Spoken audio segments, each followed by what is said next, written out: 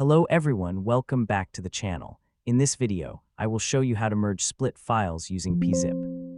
When a large archive is divided into multiple parts, all of those parts belong to the same archive. First, keep all the split parts together in the same folder. Make sure none of the parts are missing, renamed, or moved to another location.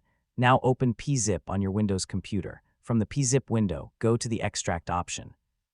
When working with split archive files, select the first part of the archive. PeaZip can recognize the other parts automatically when they are stored in the same folder.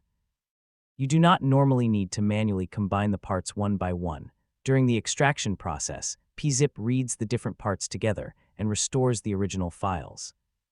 You may also see options such as Delete Archives after extraction. If this option is enabled, the original archive parts can be deleted after extraction.